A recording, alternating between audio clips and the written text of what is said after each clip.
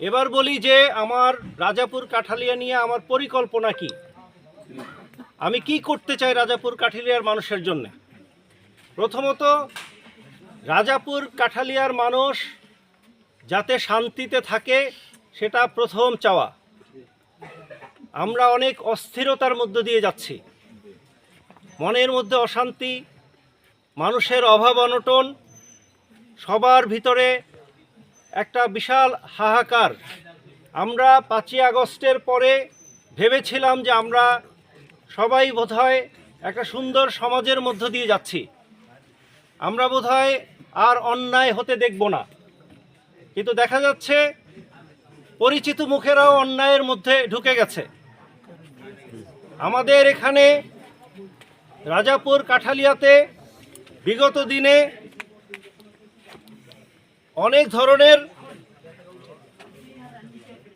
অন্যায় আচরণ হতে দেখেছি, সন্ত্রাস হতে দেখেছি, টিআর কাবিখার টাকা লুণ্ঠন হতে দেখেছি, গরিব মানুষের কার্ড নিয়ে ভাগাভাগি হতে দেখেছি।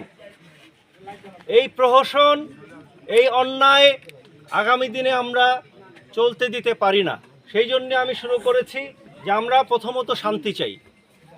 দ্বিতীয়ত, যুব সমাজ, আপনাদের ছেলে মেয়ে, ভাতিজা ভাগিনা, যারা কোমলমতি, আগামী দিনের ভবিষ্যৎ, এরা তাদের শিক্ষার অধপতন হচ্ছে।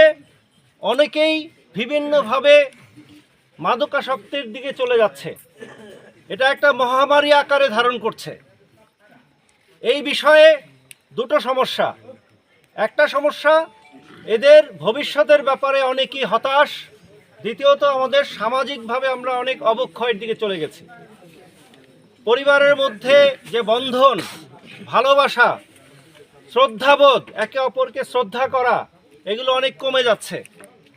তার মানে সামাজিকভাবে আমরা আমাদের বন্ধনটা আবার বাড়ানোর প্রয়োজন হয়েছে। আমরা আমাদের বাপ চাচাদের যে সম্মানটা দেখিয়েছি, আমরা একইভাবে আমাদের ছেলে মেয়েদের কাছেও সেই শিক্ষাটা দিতে পারিনি। এটা আমাদের ব্যর্থতা।